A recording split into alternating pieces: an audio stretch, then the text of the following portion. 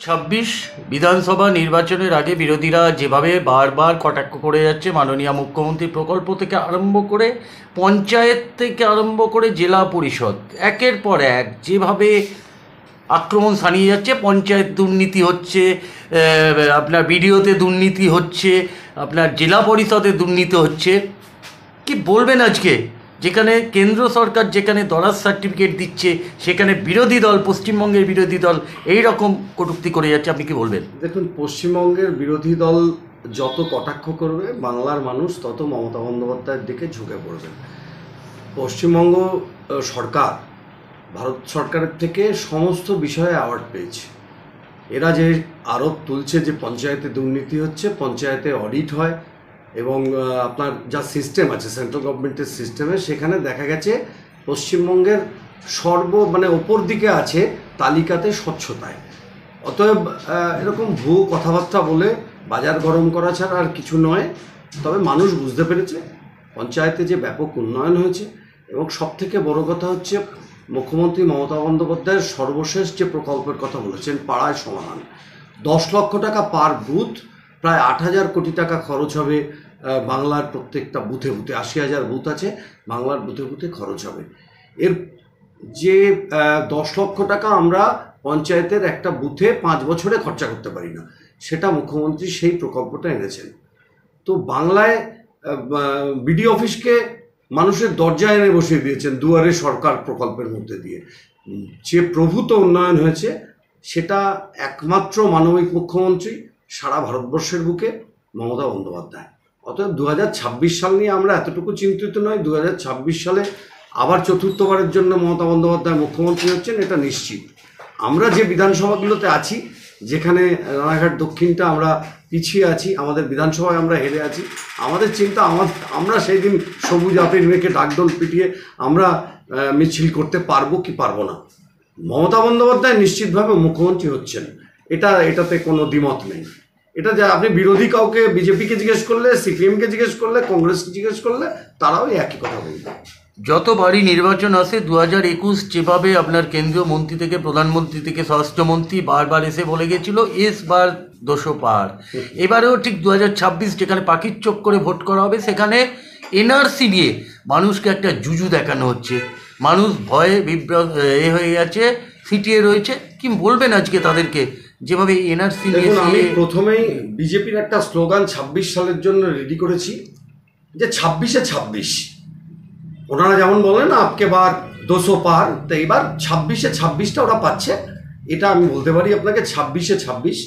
আর NRC নিয়ে দেখুন, ভারতবর্ষ বিভাজনের সময় দুটো রাজ্য সব থেকে বেশি অ্যাফেক্টেড হয়েছিল। তার একটা পশ্চিমবঙ্গ আর একটা পাঞ্জাব। পাঞ্জাব অনেকটা মিটে গেছে, কিন্তু পশ্চিমবঙ্গের যে বাঙালি হিন্দু, তাদের বাংলাদেশ থেকে আসা যাওয়া লেগে রয়েছে। মমতা বন্দ্যোপাধ্যায়ের আন্দোলন, 1993 সালের সেই আন্দোলন, এপিক কার্ডের আন্দোলন, সচিত্র পরিচয়পত্রের আন্দোলন, তার মধ্যে দিয়ে ভারতবর্ষ কিন্তু সচিত্র পরিচয়পত্রটা পেয়েছে। আজকে আমরা অন্তত বলতে পারছি আমার কাছে আধার কার্ড আছে, আমার কাছে ভোটার কার্ড আছে। না হলে এই যে সরকার এসছে, এরা বিদেশি করে আসলে বাঙালির যে ব্যথা, ওপার বাংলা থেকে আসার যে ব্যথা, সে ব্যথাটা আজকে শুভেন্দু অধিকারী বলছে 2 কোটি রোহিঙ্গা। আরে মশাই, 17 লক্ষ তো টোটাল রোহিঙ্গা, ক্যালকুলেটেড রোহিঙ্গা, তার 2 কোটি পেল কোথায়? পশ্চিমবঙ্গে যদি এনআরসি হয়, এসআইআর হয়, ওপার বাংলা থেকে আসা হিন্দুরা অ্যাফেক্টেড হবে। যে কথাগুলো ওরা বলছে সম্পূর্ণ মিথ্যে। সিএতে আবেদন কারা করবে? 2014 সালের পরে হিন্দুরা যদি ওপার বাংলা থেকে এসে থাকে তারা নিশ্চয়ই করবে, কিন্তু যার ভোটার কার্ড আছে, যার আধার কার্ড আছে, আমি অন্তত রিকোয়েস্ট করব তারা যেন সিএতে আবেদন না করে, নিজেদেরকে বাংলাদেশ বংশোদ্ভূত ভারতীয় করে যেন না রাখে, এটা আমার আবেদন থাকবে। আর এনআরসি সিএ নিয়ে যারা সত্যিকারের অ্যাফেক্টেড, যারা ওপার বাংলা থেকে আসা, আপনি নিশ্চিত থাকুন তারা বুঝতে পেরেছে। গালাগালি দিচ্ছে যারা গত বছরও, গত 24 সালেও নির্বাচনে ভোট দিয়েছিল ভারতীয় জনতা পার্টিকে, তারাও গালাগালি দিচ্ছে। আমাদের মিছিলে ভিড় বাড়ছে, মমতা বন্দ্যোপাধ্যায়ের আন্দোলনকে মানুষ সমর্থন করেছে। আপনার প্রধানমন্ত্রী আসছেন, রাষ্ট্রপতিও আপনার কলকাতায় 2-1 দিনের ভেতরে আপনার নামবেন। প্রধানমন্ত্রী এলেন, স্বরাষ্ট্রমন্ত্রী এলেন, এরপরে প্রধানমন্ত্রীর মুখে বলতে শোনা গেল জয় মা কালী জয় দুর্গা, যেখানে বলেছিলেন বাংলার মুখ্যমন্ত্রী বাংলার কৃষ্টি বাংলা সংস্কৃতি জানে না, দুর্গা পুজো কালী পুজো করে না, সেখানে প্রধানমন্ত্রী নরেন্দ্র মোদী এসে জয় মা কালী জয় মা দুর্গার নাম নিল। কি বলছে? দেখুন, বাংলার মুখ্যমন্ত্রীকে তো ওরা বহুভাবে অপমান করেছেন। একজন নারী, বাংলার এত মানুষের সমর্থন যার দিকে আছে, তাকে খালা ফুফু বিভিন্ন বেগম বিভিন্নভাবে অপমান করেছেন, কিন্তু ধৈর্যের সাথে তিনি সহ্য করে গেছেন বাংলার মানুষের জন্য। আর এই প্রধানমন্ত্রী এতদিনে বুঝতে পেরেছে বাংলার কালচারটা কী, যত মত তত পথ। দেখুন, হিন্দু তাদেরকে একটা জায়গায় বেঁধে রাখা যায়নি, হিন্দু একটা ধর্মগ্রন্থের উপর চলে না, একটা দেবদেবীর উপর বসে নেই। অতএব উনি এখানে এসছেন জয় মা দুর্গা বলছেন। আর আমাদের সৌভাগ্য, মমতা বন্দ্যোপাধ্যায় যখন মুখ্যমন্ত্রী তখনই আমরা ইউনেস্কোতে অ্যাওয়ার্ড পেয়েছি দুর্গাপুজো নিয়ে। মমতা বন্দ্যোপাধ্যায় কার্নিভাল করেছেন দুর্গাপুজোয়। তো এইসব ফেক কথা, যে এই বাংলা উলু আজানের বাংলা, এখানে একই সাথে মসজিদে আজান হয় আর সন্ধ্যায় আমরা উলু দিই। তো এই উলু আজানের বাংলা, রবীন্দ্র নজরুলের বাংলা, এখানে ধর্ম দিয়ে ভাগাভাগি করা যাবে না। এখন জয় মা কালী জয় মা দুর্গা আর কদিন পরে জয় মমতা বলতে হবে, ওটা নিয়ে চিন্তা করবেন না। তাহলে 21শে জুলাই মঞ্চ থেকে যে যখন বাংলার যুবরাজ ডাক দিয়েছে জয় বাংলা বলিয়ে ছাড়বে, সেই তথ্যটাকে তাহলে সত্যি হতে চলেছে? হ্যাঁ, সত্যি তো।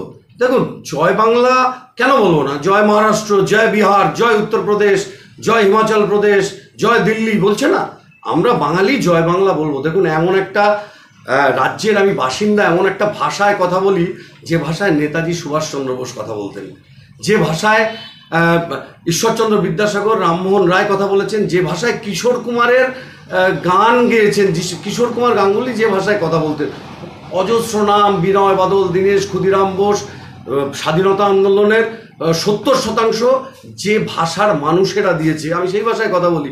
তো জয় বাংলা, আমার বাংলাকে আমি জয় বলবো না, এটা ঠিক বলেছেন অভিষেক বন্দ্যোপাধ্যায়, জয় বাংলা বলতে হবে। তাহলে বাঙালি যখন বাংলাদেশি হয়ে যাচ্ছেন বিদেশে গিয়ে, মানে ভিন রাজ্যে গিয়ে, সেখানে কি বলবেন? দেখুন, যেটা তৈরি করা হয়েছে ভারতবর্ষের বুকে, এই ভারতীয় জনতা পার্টি প্রান্তে প্রান্তে, ভাষায় ভাষায়, ধর্মে ধর্মে বিভাজন তৈরি করবার চেষ্টা করছে। আমি ইন্ডিয়ান আর্মিতে ছিলাম, 19 বছরের কাছাকাছি চাকরি করেছি, 18 বছর 6 মাস। আমি এই হিন্দি, হিন্দু, হিন্দুস্তান, এটা চলবে না, এটা সেই ভারতবর্ষ নয়। ভারতবর্ষের যত মত তত পথ। এরা দুটো শব্দকে ভারতবর্ষের সংবিধান থেকে বাদ দিতে চায়, সেকুলারিজম আর সোশ্যালিজম, সমাজবাদ আর ধর্মনিরপেক্ষতা, এটাকে বাদ দিতে চায়। এরা মনুস্মৃতিকে সংবিধান করতে চায়। ভারতবর্ষের মানুষ, বিশেষ করে বাংলার মানুষ, সেটা মেনে নেবে না। জানে যে which Bengal things today India things tomorrow. তাই জন্য বাংলাকে ব্যতিব্যস্ত করে রাখো, আর ভারতবর্ষের অন্য কোথায় কি হচ্ছে কেউ আর প্রশ্ন করবে না। বাঙালি আছে যে ভারতবর্ষর সমস্ত কিছু নিয়ে, বাংলার চায়ের দোকানে ভারতবর্ষের অর্থনীতির আলোচনা হয়, বাংলার চায়ের দোকানে চিন্তা করা হয় ইসরায়েলে কি হচ্ছে, আমেরিকায় কি হচ্ছে, সেটা বাংলা। সেই বাংলার চিন্তাটাকে ভোতা করে দিতে চাইছে, শুধুমাত্র ধর্ম ধর্ম করে সেই ধর্মের বিষ পান করানো হচ্ছে। বাঙালি সেটা বেশি দিন মেনে নেবে না।